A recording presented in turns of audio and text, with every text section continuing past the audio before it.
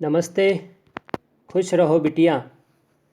मैं JVN doctor S Bundela, professor, faculty of education and methodology, Jyoti Vidyapeeth, women's university, Jaipur, Rajasthan. आज हम union executive, जिसमें prime minister, संघीय कार्यपालिका, प्रधानमंत्री, इस पर हम बात करेंगे, जो कि सब्जेक्ट है इंडियन गवर्नमेंट एंड पॉलिटिक्स। आज संसदीय लोकतांत्रिक शासन व्यवस्थाओं में प्रधानमंत्री वास्तविक कार्यपालिका की भूमिका निभाता है।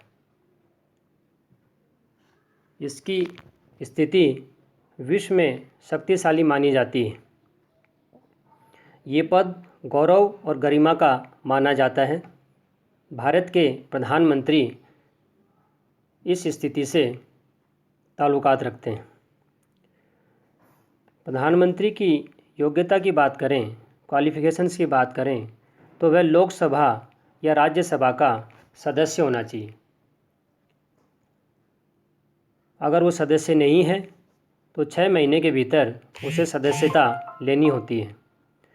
उसे बहुमत दल का समर्थन होना चाहिए और कम से कम 25 वर्ष की आयु उसने पूरी कर ली हो। नियुक्ति उसकी राष्ट्रपति के द्वारा की जाती है। भारतीय संविधान के अनुच्छेद 75(1) में इसके बारे में बताया गया है।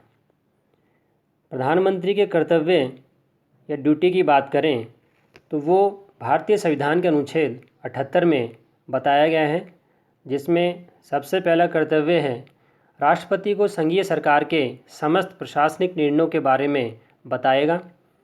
दूसरा, किसी एक मंत्री के द्वारा निर्णय लेने पर पूरे मंत्री परिषद के सामने रखवाएगा। तीसरा, राष्ट्रपति अगर कोई परामर्श चाहता है प्रधानमंत्री से तो वह उसे उपलब्ध करवाएगा। इसके अलावा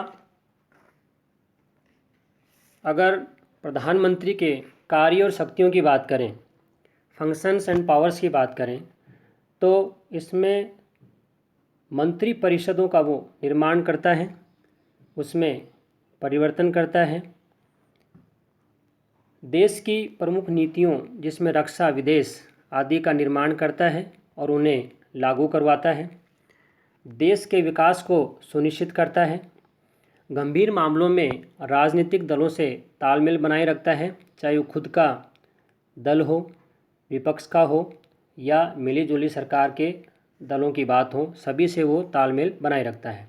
समाज के पिछड़े वर्गों का कल्याण करता है, नौकरशाही पर नियंत्रण करता है, बजट का निर्माण करता है और उसे लागू करवाता है। इसके अलावा प्राकृतिक आपदाओं, आतंकवाद और महामारी में भी वह महत्वपूर्ण भूमिका निभाता है। वर्तमान समय में भारत के प्रधानमंत्री नरेंद्र मोदी जी के द्वारा कोरोना के ऊपर बहुत अच्छा काम किया जा रहा है, वही पूरा नियंत्रण कर रहे हैं। नीति आयोग का अध्यक्ष होने पर वह योजनाओं का निर्माण करते हैं और उसका मूल्यांकन भी करता है। केंद्र राज्यों के संबंधों को देखता है और अगर कहीं विवाद आते हैं तो उनका निपटारा भी वही करते हैं। महत्वपूर्ण पदों पर नियुक्तियां करता है। इसके लिए राष्ट्रपति से मिलकर वो इसका समाधान करते हैं। विभिन्न देशों से संधि और समझौते करते हैं। महत्वपूर्ण जितने भी संधियां समझौते हैं वो प्रधानमंत्री की सहमति पर ही होते हैं, उसके बाद ही राष्ट्रपति उन पर सिग्नेचर करते हैं। प्रशासनिक सुधार और भ्रष्टाचार पर नियंत्रण भी यही रखते हैं। इसके अलावा देश में शांति और सुरक्षा बनाए रखने की जिम्मेदारी भी इन्हीं की होती है। तो ये सब हमने प्रधानमंत्री के कार्य शक्तियों की बात करी। इसके बाद बात करते हैं प्रधानमंत्री की भूमिका, रोल ऑफ प्राइम मिनिस्टर्स, जिसमें सबसे पहली भूमिका है देश के लोकतांत्रिक शासक के रूप में, as a democratic ruler of country. इसके तहत लोकतंत्र की स्थापना और संवैधानिक निर्देशों की पालना करवाते हैं। दूसरी भूमिका है नीति निर्माता के रूप में, एज ए पॉलिसी मेकर। इसके तहत प्रधानमंत्री राष्ट्रीय समस्याओं, कार्यक्रम, योजनाओं और नीतियों का निर्माण करते हैं। इसके अलावा तीसरी भूमिका विकासोन्मुख नेतृत्व के रूप में, एज डेवलपमेंट ओरिएंटेड लीडरशिप। इस रूप में नीति आयोग और राष्ट्रीय विकास परिषद का ये अध्यक्ष होते हैं। संसद में राजनीतिज्ञ के रूप में अगली इनकी भूमिका की बात करें, as a politician in parliament. इस रूप में स्वयं और दूसरे दलों के साथ ये तालमेल बनाए रखते हैं। अगर कहीं क्षेत्रीय दलों में या केंद्र स्तर पर दलों में कोई समस्या आती है तो उन समस्याओं को दूर भी यही करते हैं। इसके अलावा अंतर्राष्ट्रीय स्तर पर देश के प्रतिनिधि के रूप में, internationally as a the country's response representative, इस रूप में दूसरे देशों के साथ सामरिक, राजनीतिक और सांस्कृतिक संबंध स्थापित करते हैं। महत्वपूर्ण भूमिका इसमें इन्हीं की बनी रहती है।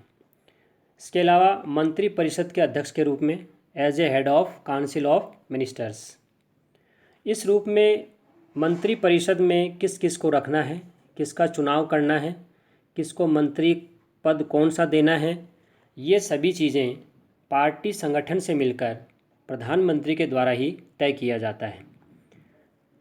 बैठक कब होगी, किस मंत्री को कौन सा विभाग देना है और किससे वापस लेना है, ये सभी प्रधानमंत्री के द्वारा ही तय किया जाता है।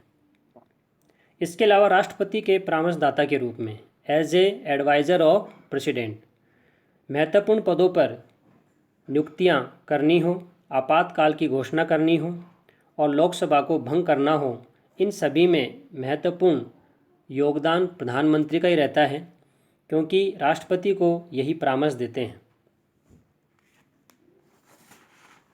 ये जो आज का सेशन है वो डिजिटल वर्जन 2.0 ज्योति विद्यापीठ महिला विश्वविद्यालय जयपुर द्वारा तैयार किया गया है। मैं यह आशा करता हूँ कि आप मेरे डिजिटल सेशन से खुश हुए होंगे। अगर आपकी कोई क्वेरी है तो आप कमेंट बॉक्स में लिखें, मैं इसे हल करने की कोशिश करूँगा। धन्यवाद।